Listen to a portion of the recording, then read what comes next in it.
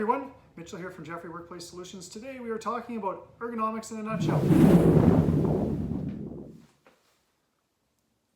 Okay, so we are going to pull off a very quick video today about ergonomics in a nutshell because I could talk for a very long time about your car, your computer, or any type of workstation that anyone really works at, whether it be as a dental hygienist, a podiatrist, someone that is doing nonviolent crisis intervention with people. Ergonomics really applies to everything, but there are two principles, and we're going to cover these two principles today that apply to all workplaces. And if you can get these two principles applied in your job, you're going to be more comfortable and less likely to get injured on the job because of a nuisance injury. So today, as we go through ergonomics in a nutshell, we're going to go over these two principles. The first principle is that we want to find a way to get you to work in a neutral position.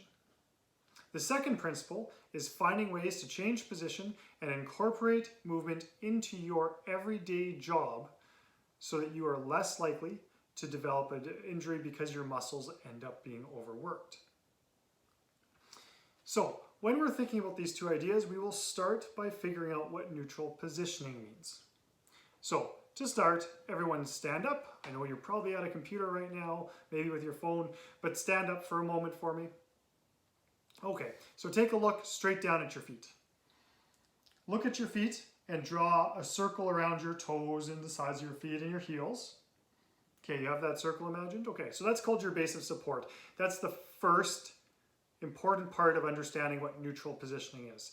The second idea of neutral positioning is this idea of center of gravity. You know, a lot of people will think to themselves, your belly button, draw an arrow straight down from your belly button to the ground, and that's your center of gravity. And you would be completely correct. That is one type of center of gravity.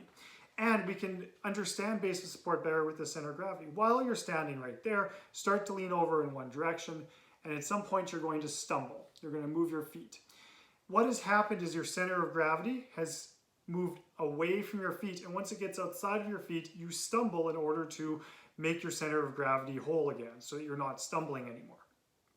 Every single joint on your body has a center of gravity. For example, your shoulder has a center of gravity. It would be right here.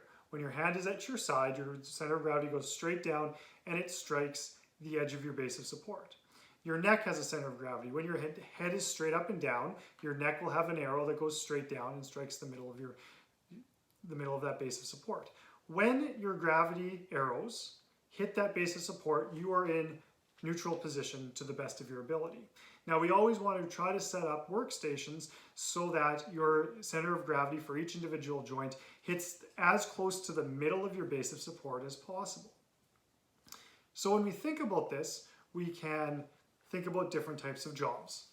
For example, if you think about somebody working on a laptop, if they're sitting upright and looking straight at whoever's presenting to them, their whole body is right over top of that base of support.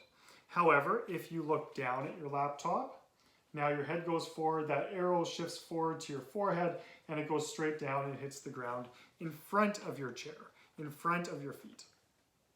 So we end up with a situation where your neck is having to work harder than necessary to hold your head up. We can also think about weightlifters, right? The way that they move through lifting a weight. If you've ever watched a weightlifter at the Olympics, they come up through their motion, and really there's only a very brief period of time where that weight is outside of their base of support. Similarly, for mechanics, they try to set the car up so that they're working right in front of themselves. And if they have to get lower, they squat rather than bending over. Trying to make sure that that center of gravity for the whole body, but also for each one of their joints, is as close to that base of support as possible. We can also think of poorer examples. So working on a phone, you look forward at your phone, now the center of gravity is moved to your forehead and your neck's having to hold it up. If we're typing at a computer like this, then there's a concern about having to hold your arms out, your shoulders get sore, stocking shelves up here. Again, same type of idea, your shoulders will get sore. Washing windows, using power tools, whatever it is that you're doing, perhaps even a nonviolent crisis intervention situation, whatever it is you're doing, if you're too far away and reaching for something, your shoulders are more likely to get sore. bending over to pick something up rather than squatting down. Now your lower back is having to hold up your entire upper body. And then of course, working at a computer, if the monitor is too low or the computer is not set up properly for you, you start to move forward like this. And you slouch over. And then your whole body, various joints are outside of that neutral position. So that's the idea of neutral position. We're always trying to set up your workstation in neutral positioning because you'll never remember to make yourself sit up straight. You'll never remember to have good posture. We need to set up a workstation so that you will naturally be in neutral position. So that's the first idea. Work in a neutral position. All of the center of gravities, you want them to be over top of your base of support. Every joint over top of your base of support to the best of your ability. Here's the second idea, and it's change positions. Move around during your day. Don't stay in one position. So we have to have different strategies because just saying you're going to do it isn't enough. So one strategy is 7 minutes of every hour you're up and walking. If you're a person that has a job that requires you to move around a lot, then maybe 7 minutes of every hour it's about sitting and taking a break if possible. So that's one idea. 7 minutes of every hour you're doing the opposite, often walking, of what you would normally be doing. The second idea is workstations that change positions. So if you're at a computer, can you have a workstation that changes positions? And if you don't have a workstation that changes positions, like a sit-to-stand desk, then what rules can you come up with for yourself? If I'm on the phone, then I'm walking around. That's one rule I could follow. What types of rules can you come up with for your job so that you are more likely to be able to move throughout your day?